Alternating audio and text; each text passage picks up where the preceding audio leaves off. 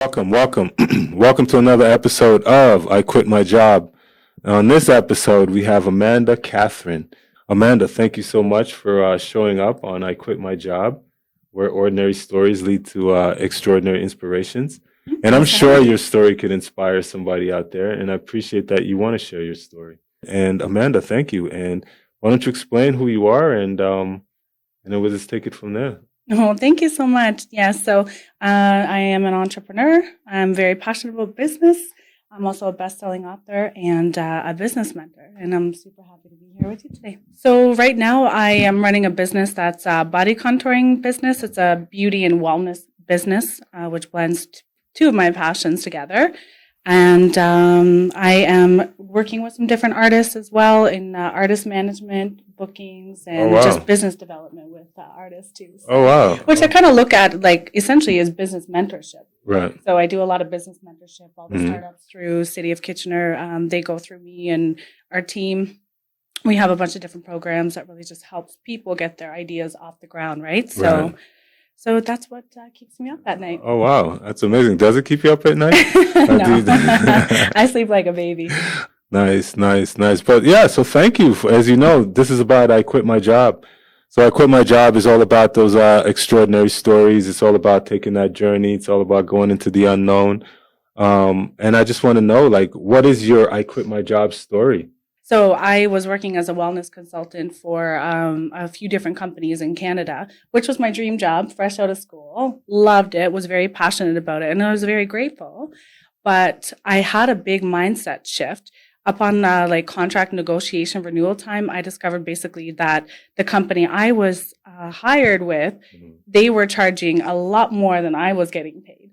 So I kind of had this aha moment where I was like, wait a minute. And I started kind of having a mindset shift towards the business entrepreneur side, the entrepreneurial mindset versus like an employee mindset. I started having that shift. So I still worked as a wellness consultant full time. And I started this business part-time 1 day per week. And then essentially once, working 1 day per week, I was able to generate $10K a month in income. Then I decided to scale. And then I quit my job. So then I invested in a space at the Kitchener Market. Right. And we had a restaurant, we had our meal prep, and we also started getting into corporate catering. So ran that for about 7 years until COVID hit. And then, things changed and I decided to pivot.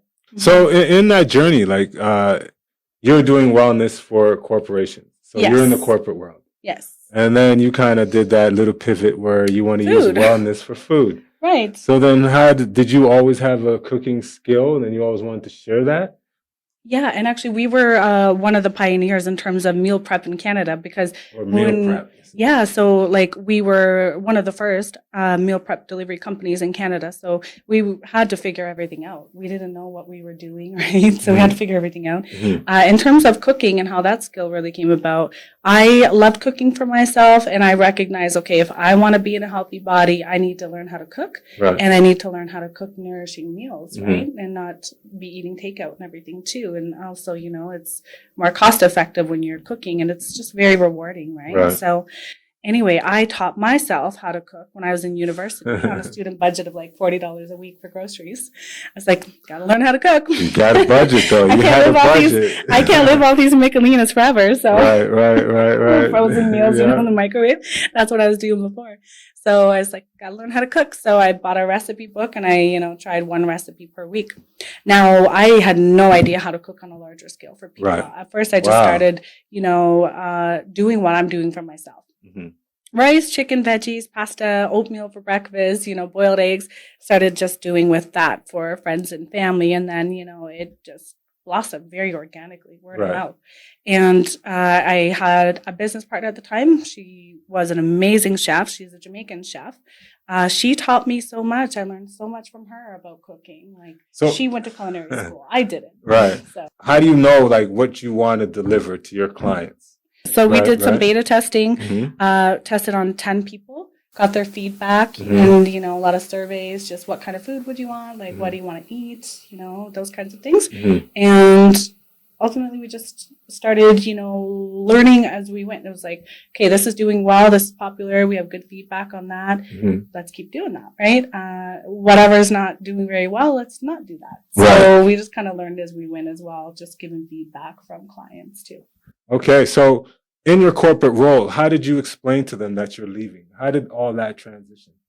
At first, it was a side hustle. I Oh, started sick. very small, very Right. simple. Uh-huh. I could have went in like a large scale, invested in a massive space and all of that, but I was like, no, I'm just going to start small. Mhm. And then as I gained income, I just reinvested it back into the business. Oh, nice. So I didn't have to take any loans until we got the space at Kitchener Market. Mhm. Then we needed to, take a loan so we could scale. So did you have any entrepreneurial skills in terms of knowing how to run a business? None. So this is all came innately?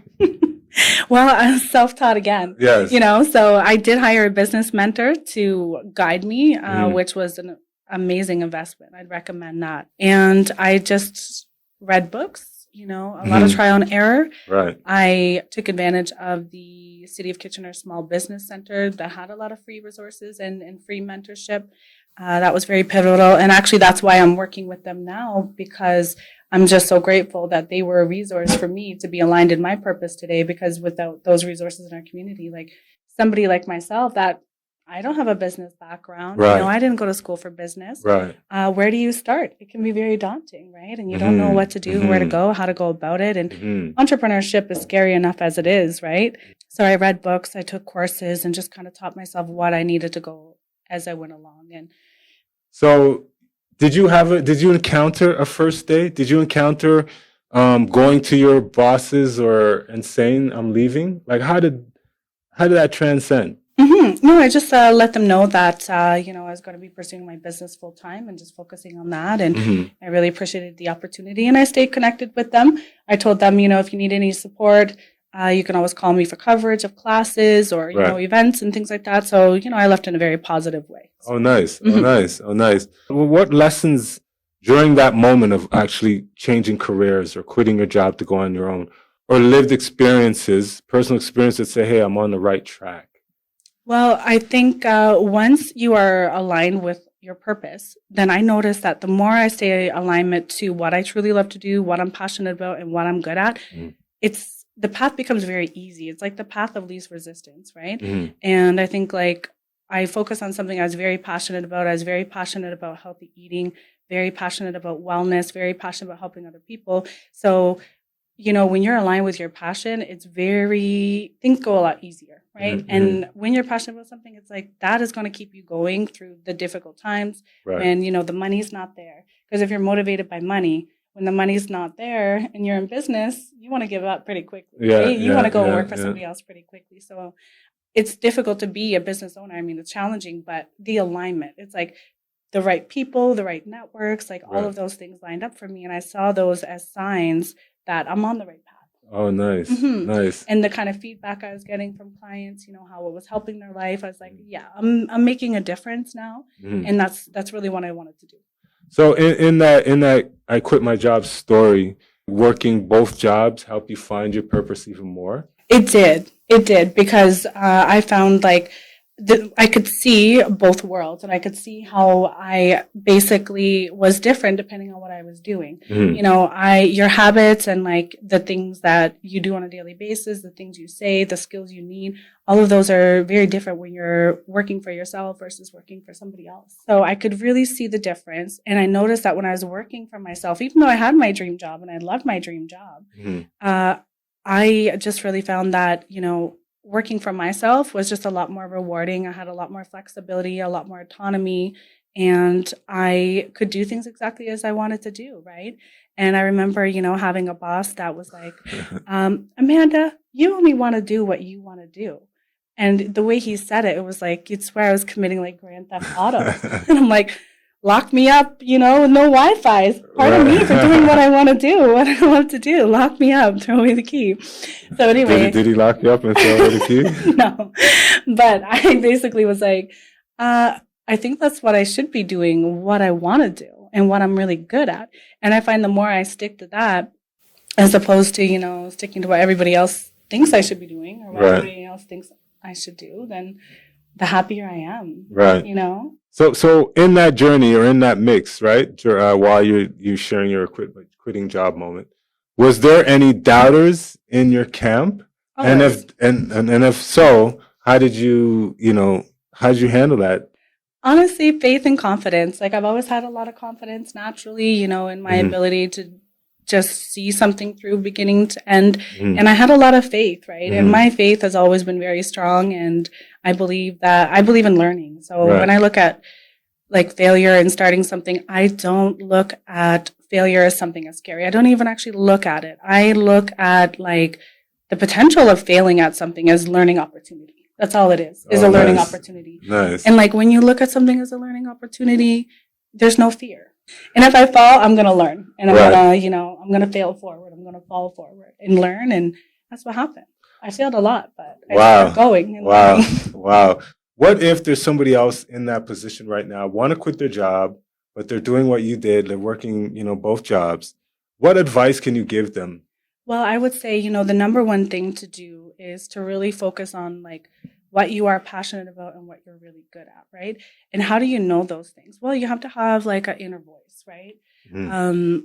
I love like the Greek word, it's damen, which we don't use enough in the Western world, but basically damen is your inner voice, following that, right? And I mean, the way that we're kind of programmed and grown up, like in our school system here, is really focused on molding us into how we should be, right? Right. But I mean, imagine if our school system was designed to guide people and support Right. them and uncover Right. what your passions are. Right. Because like passion is what really keeps you going, and enthusiasm, right? Like when you're enthusiastic about something, you're going to be more successful, Right. right? When you really have that enthusiasm. I think it was Eckhart Tolle, right? He talks about enthusiasm and how Mhm. important that is, right? Like in business and whatnot, and having that enjoyment because that's what keeps you going. So yeah, just having the inner voice, following yourself, your own passion, and like what you're good at and what comes easy, Right. right? Because I mean, at the end of the day, and by easy, I don't mean shortcuts, cutting corners. I mean, like, it's basically, I look at it as though, okay, if you're going to plant a garden, you want to basically put the seeds on the most fertile soil for your highest chances of production, right? Same thing. Like if you're in business, focus on, what you're already really good and strong Right, at, and then right. just develop that. What was that first day after you transitioned from saying to those guys, "Hey, thank you guys so much. I'm going on my own." What was that like? What was that moment like? Well, I was excited, number one. Mhm. I was really excited. I felt free. Mhm. I felt like, okay, now, I'm running my own ship here. I'm running my Mhm. own show. Like I have a blank canvas now that I can turn into what I really want. Mhm. So I was very excited. I had some fear around, am I going to be able to pay all these bills? Am I going to be able to, have that consistent income? And there's many times that I thought, no, I don't have that income. I don't know how I'm getting all these bills paid this Right. month. But, It worked out. yes, it worked out. It always works out. So Story always was gets good. better. That's my thing. he the always story. provides. Yeah. Oh yeah. wow. So what were some of the what are some of the accomplishments and success that you saw that helped build your business? Well, even from the beginning, I had an aha moment because one of the very first clients that I had was like the owner of a gym, a very successful gym. They knew me and they said, "Oh my gosh, I love what you're doing. We really need this in this community." Mhm. So they took me under their wing and they started, promoting my business for me. So we partnered up. And that's when I discovered the power of tapping into your own network and networking, right? Right. And I was like, oh my goodness, like from this one person that I already knew, like they Mhm. brought me so much success. And then of course, just the progression, the Mhm. feedback, the kind of impact that we were having in people's lives, and then just how we were able to scale. Mhm. And then at one point, we were doing a lot of corporate catering contracts, like big companies like City of Kitchener, Google, Communitech, Shopify, like all these tech companies, we were catering for. We were Oh, stocking their nice. kitchens. Oh, Yeah. nice, So it was nice. amazing. It was exciting, right? And those were telltale signs to me that, hey, like I'm on the path here. Like I'm doing something good here. Mhm. People are loving this. What advice can you give to somebody who's now left their job in their business and they see their business is just, it's going, but it's not there where it's fully flowing? Mhm. What advice would you give someone who wants to do exactly what you do, go into the food catering? Because Yeah, I would say corporate catering is really the way to go. Right. If you're looking at individual meal prep, it's very much a high volume, low profitability type business. So there are a lot of challenges in that way. But at the end of the day, you love what you do, anything is possible for you, right? So, Right. and you're willing to put in the work and the effort and I think also just having mentors and being open and teachable and coachable is really key as well because none of us have all the answers, right? Right, And right. it's such a learning curve. So we just got to really stay open and seek the support and guidance of people that are doing what you want to do or have done that, right? So you mentioned something, finding mentors, or how do you find those mentors in the catering side of operating a business? Just networking, tapping into people you already know, making new connections with people. You can definitely check out the city of Kitchener. Sorry, not the city of Kitchener, whatever city you're in. Right. I'm from Kitchener. So they have lots of different, business resources. And there's lots of mentors too that you can just Google and find different mentors, right? Right. But I mean, a lot of people are just business mentors, general business mentors, right? And if you're looking more specific, then you're going to have to just network. Right. Talk to people, everybody knows somebody. So, So you said something specific. You looked at like different parts in terms of catering, and you're like, okay, if I'm doing catering for individuals, it's a lot of work, but maybe low profit, as opposed to going to the corporate, which is always, corporate. Everybody strives to get corporate. But how did you look at that? Like, how did you figure that out? Was it because you're working with corporate, or and you saw what they were doing and what they were making? Yes. Like I had one contract that I delivered berries and muffins 5 days a week in the morning and I made $90K. It took me an hour of work. So corporate, they don't mind. Wow. Oh, corporate will pay. This sounds like a career switch right here. Berries and muffins for breakfast. Yes, you just need one good person. pitch to a good tech Oh company. my goodness, that's nice. So like there's a lot of potential there. So you never had that like, I got to go to the highest level to make the most money? That was never my driving force because I always felt that, yes, I want to make money. Yes, I love money. I love money. I have a little. I keep it in a little jar on the top of my fridge. Nice. I'd like to and you put more in the jar. You put $5 every time you go home. I'd like to put a little more money in that jar on the top of my fridge. No, I'm just kidding. Right. But at the end of the day, you really want to love what you do and have that passion for it. So that's going to keep you going when business is slow. So now that we have the business going, so now we're in the lived experience side of this whole I quit my job. Your business is going now. You're flowing. Why would clients come to you and then you use that to propel your business? Well, first, we were one of the only people that were doing it. Other people started after us as they copied our business model and told me point blank, I studied your business model. I copied your business model. Like, it's cool. They do that now. Oh, yeah. It's like, it's cool. Like, AI. Yeah, of course. I don't care. Right. I'm like, at the end of the day, there's room for all of us. I can't serve everybody in the world. So right. I'm happy to teach you, right? And why do clients want to work with you? Like, a lot of people really love the food because it was very tasty and it was healthy. So I, as a nutritionist, we worked together, of course, my business partner and I, but I was a nutritionist and had that wellness background. So my role within the business was essentially designing the meals to be nutritious and balanced in terms of your macros, your carbs, fats, and proteins, right? So I focused on that, making sure they're nourishing and balanced and they're portion control to the proper portions that our body needs, right? My business partner, she was all about the flavor, right? So we brought the best of both worlds. Oh, nice. Because she just, could make anything taste absolutely amazing. So that, the flavor, the convenience of delivering, what's not to love? Somebody's cooking your food for you. It tastes good. It's healthy. It's portion controlled. It's delivered on my doorstep. Right. I don't have to buy groceries. I don't have to cook. I don't have to wash pots and pans. I'm in, right? So it's a very popular business. Yeah. So how did you pivot with that experience of you running your business and then COVID? Were you seeing before COVID that you wanted to kind of like transition? A little bit. Right. I was kind of having those thoughts now. I'm like, this is a lot of work. Like, this is a lot of work for the little bit of money we're bringing home, right? And even though at a couple points, like, it was a very significant amount of money, right? Like $250,000 and like we were bringing a significant amount of money. We weren't pocketing that.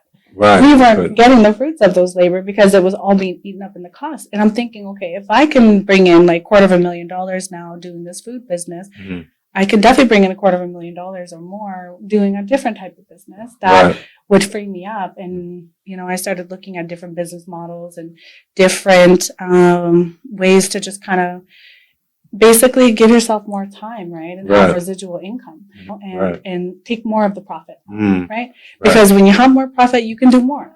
You can do more for other people. Yeah. I don't need to keep all that money. What am I going to do with all that? But I can do more for other people. Maybe start other businesses that will enhance the community. Or now you're like almost a serial entrepreneur.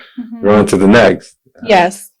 How do you give advice to someone that wants to do that next? I would say, don't be scared to pivot, right? Because I did struggle with that for a while because I'm like, if I close this is a big failure now. Like, 7 years and it's just done. And it was hard. So it took me a while to make that decision. But in the end, I'm glad that I did. It was the right decision. Like, where does the best-selling author come in this whole process? That was a collaborative book that I wrote with other women. And basically, I was very vocal about body positivity and just, your confidence and just fully expressing yourself as a woman and not holding back, just being yourself.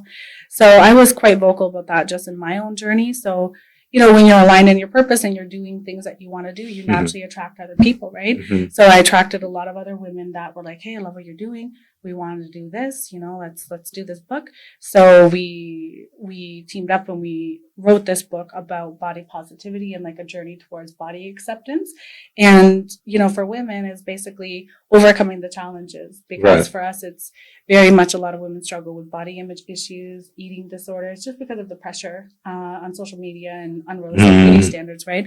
So a lot of women really struggle with that. And I used to have an eating disorder as well, like in my early 20s. Oh, really? And I healed myself from that. So I wanted to share that story so I can help other young women overcome, eating disorders, body dysmorphia, body image issues, so they can embrace their body and love it, like no matter what we're doing. Because I noticed a lot of women through the years, they would completely not go for opportunities. They wouldn't go for like TV shows, jobs. They wouldn't even want to go to the beach. They don't want to take pictures with their kids because they're so insecure about their body. Right. And I'm like, we can't live like that. Like life is to be enjoyed. Right. So I want to just kind of help women overcome that. And I think it's a lot better now. Speak of shifting your mindset. How difficult is that? Shifting your mindset? Like, what does that mean? Shifting your mindset? Yeah, well, I think, it's different for everybody because for some people, if you're open and you're coachable, then it's easier. For me, mindset shifts are simple because I'm very open and I'm very coachable. I've always been that way. But somebody that's very rigid or set in their ways, it's going to be more challenging. Not impossible, but challenging, right? Okay. Yeah. So that's the first thing, being open and coachable and teachable. Okay, so what are you up to now? Like, what's the big goal, Amanda? What's happening? Well, I have a lot of things on the go. So I do. I have a beauty business. So I have a beauty and wellness business, the Body Bar. That is basically, we provide body contouring services and wellness and nutrition support. And business mentorship with City of Kitchener. I want to get back to the community and just, teach other entrepreneurs how to get things off the ground. So I spent some time doing that. And I work with University of Waterloo and Ontario Pharmacy Council, member with pharmacists, just to kind of give feedback on like pharmaceutical practices and changes that we may be doing. So I like to have a lot of different things on the go and have a variety of interests. So Okay. Wow. And then I spend a lot of time supporting artists as well. Like with business mentorship, I basically do mentorship with artists in Toronto, some international artists I work with. So yeah, and essentially I just have started thinking of how I can help artists basically view being a musician as a business. Because I'm seeing that there's a big lack in that, right? Because a lot of artists and creators, it's like they are amazing at creating art. But if you want to make money, you have to learn how to monetize your art, right? And I mean, if you can just kind of look at it as like a little kind of mini business to generate enough income for you to live off what you love to do, which is music, then you're good. What advice would you give me to say, how can I collaborate even more? And I'm hearing you talk about collaboration. I'm hearing everybody else that comes on talks about collaboration. How do I go about doing that? Like, what would you say to me? Well, network, number one, right? So you got to networking is going to help you find the people. So Right. like going to networking events or actually anywhere you go is completely a networking opportunity. Right. The other day I was at a store and, I had given myself a face treatment and I looked pretty funny and a little scary. And I just struck up a conversation and I made a joke about myself. And, like the store was dead. And then I walked in with my red face looking absolutely horrible. And then in comes like a stream of like 5 people behind me. Mhm. And then, I was talking with the girl and she's like, oh, look, you brought all these customers in with you. I'm like, yeah, they all came to see the circus. So anyway. I like that term, man. Right, so, a little humor goes a long way sometimes. So anyway, her and I got into a conversation. I was explaining the treatment and she turned into a client. So Oh, wow. everywhere is an opportunity, Wow. right? Just to Wow. have and it can be overwhelming, but I always look at networking as just simply having conversations, organic conversations, right? And yeah. And if you have a partner with you that's like willing, let's do this. Yeah. You know what I mean? Let's then everything kind of like you win. And that's also the importance of collaboration too, Mhm. because we feed off each other's energy. Right. So, when you get into a room of like other entrepreneurs or other creatives and the enthusiasm just Right. like, oh my God, it was a great idea. Let me go make a call. Right. Let me write that down. Oh, let me do this. Let's do this. Right. Mhm. And we're already like, we met like, an hour ago. We already got plans on some things. Right? There's some We already got plans. What's next in this whole Amanda Catherine Inc.? You know what? I let spirit lead me. Mm. Truthfully, I do. And that has served me very well. Right. So we'll have to let me know. Well, I'm just really focused on networking and collaborating and just keep growing what I'm already doing because the body contouring, the writing, the work with the artists, that's all pretty new, right? Since Right. COVID. So Right. there's still so much more that I need to focus on in that and I can learn and I can grow in those avenues alone. Mhm. And I see myself just kind of jumping on a lot of different kind of projects and collaborating with different people. What can you motivate our audience with? It's literally as simple as just do it one foot in front of the other and you don't need to have everything figured out. Like when I started, I had very little knowledge of anything. Mhm. I just put one foot forward in front of the other Mhm. and just have the faith that you're going to figure it out and that, when you are walking in your purpose Mhm. and for me, it's, my creator's purpose, but when you're led with that, it's always going to lead you to where you need to be. Mm. For real, like it really does. It Yeah. always will lead you to where you're supposed to be. You're always going to meet the people you're supposed to meet. That's been my path and my journey so far. It has not failed me. So it's really just be true to yourself, right? And focus on how you can serve other people and just start and just do it and just know that you're going to figure it out and you're going to make mistakes and that's okay. Just keep going. So is the Keep key going. to find a way to serve other people, use your skill to benefit? Definitely, in my opinion. Mm. Not facts, just my opinion. Thank you so much. Oh man, this was really good. This is a gem. This is Amanda came in here and she showed us a little bit about how she got into her business. So is there anything else you'd like to share with us? I would just say, if you are somebody that is wanting to go on an entrepreneur journey and you do want some help and support, I do offer business calls as well. So I'm happy to do that. But otherwise, certainly learn from everybody and everything. That's the key is to never stop learning, right? So learn from other people, study what they do, observe what they do, what they don't do. Thank you so much for showing up. I love what you said. I love the gems that you left us. Thank you so much for watching. And this is another moment of I Quit My Job where ordinary stories lead to extraordinary inspirations. Thank you so much. Thank you. Appreciate you too. Yes, keep up the good work. Yes, and let's connect in the future and collaborate. Yes, we definitely will. Okay, perfect. Thank you.